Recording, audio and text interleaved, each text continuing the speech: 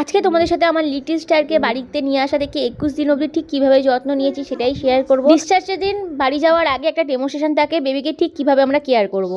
সিস্টাররা সেটাই আমাদেরকে দেখিয়ে দেয় আর আমি বাড়িতে এসে সেটাকেই ফলো করি। যেতেই বেবিকে কীভাবে র্যাপ করতে হয় সেটা দেখানোর চেষ্টা করে। ওরা তো খুব সুন্দর করে র্যাপ করেছে, কিন্তু সেইভাবে বাড়িতে এসে আমি করতে পারিনি। কিন্তু একটা জিনিস লক্ষ্য করেছিলাম, আমার লিটল স্টারকে যদি এইভাবে র্যাপ করে দিত তো ও খুব সুন্দর ঘুমাতো।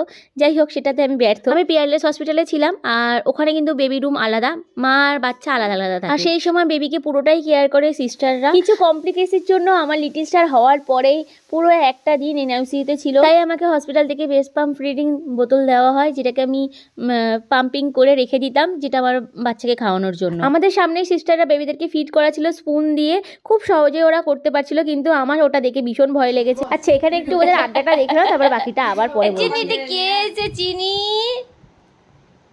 এইটা কে? এটা কে?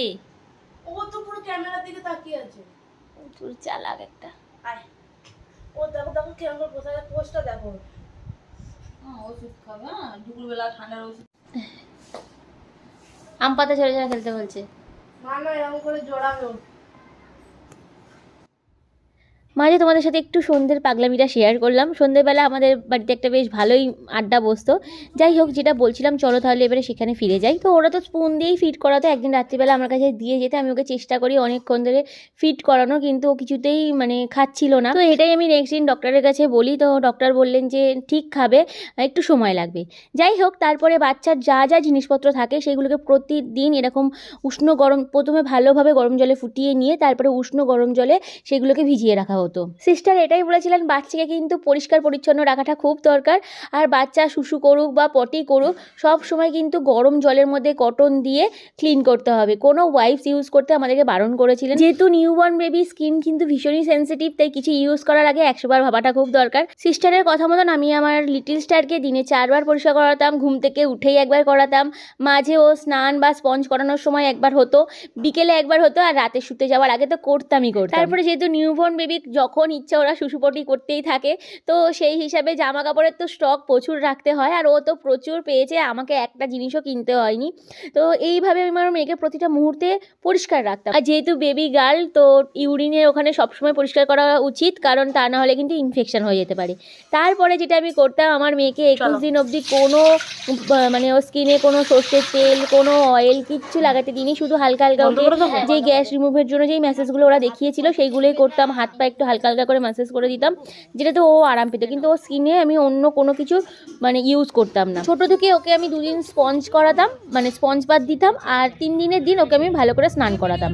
তবে হ্যাঁ, এই 21 দিন না আমি ওর মাথায় কোনো শ্যাম্পু না ওর গায়ে কোনো সাবান ইউজ করেছি, একদমই না। ওর স্কিনে আমি বললাম যে আমি এইসব কিছুই ইউজ করি। তারপরে যেদিন করে ওকে স্নান করাতাম পুরো এরকম র্যাপ করে দিতাম, যাতে ওর মাথায় ঠান্ডা হাওয়াটা না লাগে, আর তারপরে ওকে ভালো করে খাইয়ে ঘুম পাড়িয়ে দিতাম।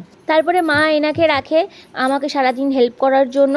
উনি সকালে কাঁচা থেকে বিকেলে শুকিয়ে সেটা ঘরে তুলে দিয়ে যাওয়া অবধি থাকতেন, আর ভাঁজ করার দায়িত্ব আমার থাকতো। এই যে এক পাহাড় জামা কাপড় নিয়ে চলে এসেছি, এইগুলোই আমার লিটল স্টারের। আর শুধুমাত্র যে লিটল স্টারের জামা কাপড় ডেটল দিয়ে ধুতাম একদমই নয়, বাড়ির সবার জামা কাপড় আমরা ডেটল দিয়ে ধুতাম, যেহেতু লিটল স্টার সবাই কোলে কোলে যাবে সেই জন্য। আর হ্যাঁ, আমি আমার মেয়েকে কিন্তু ছোটো থেকে কোনো কাজলের টিপ, পাউডার ও স্কিনে ইউজ করিনি, কারণ আমি চাইনি যে আমার মেয়ের কোনো র্যাশ হোক। আমার মেয়েকে প্রতিদিন রাত্রিবেলা ক্লিন করাতাম, তারপরে ওকে ফিড করাতাম, তারপরে ওকে ভিটামিন ডি এর যে ওষুধটা দিতে কোনোদিনই ভুলিনি, কারণ ওটা বাচ্চার জন্য কিন্তু খুব দরকার, ওটা ভুললে চলবে। যেহেতু নিউবর্ন বেবি, তো রাত্রিবেলা ঘন ঘন ফিড করতে থাকে, তো সেই জন্য আমি ওর বিছানা করে দেওয়ার পরে মাথার কাছে আমার রাত্রিবেলা যা যা প্রয়োজন লাগতো সেগুলো সবই আমি আমার মাথার কাছে নিয়ে শুতাম, কারণ আমারও যেহেতু পেটে ব্যথা, তো প্রতিটা মুহূর্তে উঠে উঠে গিয়ে সব কিছু নিয়ে আসাটা সম্ভব না। মাথার কাছে নিয়ে শুলে একটু সুবিধা হতো। আর একটা কথা, আমি আমার মেয়েকে রাত্রিবেলা পুরোটাই ন্যাপি পরাতাম, তার কারণ তাহলে বাচ্চারা কিন্তু খুব ভালোভাবে ঘুমায়। বারবার টয়লেট করলে ভিজে গেলে ঘুমেরও ডিস্টার্ব হয়। আর দিনের বেলা আমি পরাতাম না, কিন্তু রাত্রিবেলা যখন আমি ন্যাপিটাকে চেঞ্জ করাতাম, তো ওই গরম জলে ফের পরিষ্কার করিয়ে আর একটা ন্যাপি পরাতাম। আর ন্যাপি ইউজ করলে ন্যাপি র্যাশের ক্রিম রাখাটা খুব দরকার। এখানে আমি আমার মেয়েকে রেডি করছি, কারণ এখানে একটা মজার ঘটনা। আমার মেয়েকে ঘরে নিয়ে আসার পর থেকে ও একদমই রাত্রিবেলা কাঁদতো না, দিনেও কাঁদতো না, শুধু খাবার টাইমে খাওয়ালেই হতো। তো বাবু আর দিদি আমাকে পুরো ভয় দেখিয়ে দেয় যে কেন মেয়ের কিছু একটা হয়তো প্রবলেম আছে, মেয়ে কেন কাঁদছে না। তো সেই জন্য আমরা ডক্টরের কাছে যাই। তো ডক্টরের কাছে যেতে ডক্টর আমাদেরকে বলেন যে অন্য বাচ্চারা জ্বালায়, সেই জন্য বাবা মারা আসে। আমি তোমাদের মতন এরকম কিছু কিছু পেরেন্টসদেরকে দেখি যে বাচ্চা জ্বালাচ্ছে না বলে তোমরা ডক্টরের কাছে এসেছো, এটা কোনো কারণই না। ও যদি ঠিকঠাক শুশুপটি করে থাকে তাহলে কিন্তু ও পুরো ঠিক রয়েছে। কিছুক্ষণ আগের ভিডিওতে দেখেছো মিষ্টি আমার মেয়েকে ফিট করাচ্ছে, কিন্তু মিষ্টি যখন প্রথমবার আমার মেয়েকে কোলে নেয় তখন দেখো ও কতটা ভয় পাচ্ছে।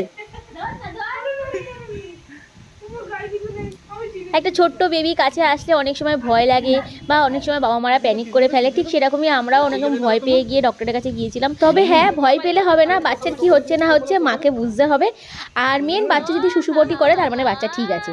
আর হ্যাঁ, আর একটা কথা, বাচ্চা হওয়ার পর থেকে অনেকে প্রতিদিনই মধু খাইয়ে থাকে, একদমই উচিত না। মধু হোক, দুলালের তাল মিষ্টি, বা বাচ্চা খুব হিচকি তুলছে বলে তাকে একটু জল খাইয়ে দিলাম, সেটা আমাদেরকে ডক্টর একদমই বারণ করেছিলেন। কারণ এই সময় বাচ্চার কিডনি ডাইজেস্ট করার মতন অবস্থায় থাকে না, একমাত্র ব্রেস্ট মিল্ক। বাবা মা হওয়ার পরে প্রতিটা মুহূর্তে এটাই চেষ্টা করেছি যে মেয়ের কিসে ভালো হবে, আশা করি সব বাবা মারা সেটাই চায়। তো যাই হোক, আজকের ভিডিওটা এখানেই শেষ করছি। খুব তাড়াতাড়ি নতুন ভিডিও নিয়ে ফিরে আসি। ভিডিও ভালো লেগে থাকলে একটা লাইক করে দিও। টাটা।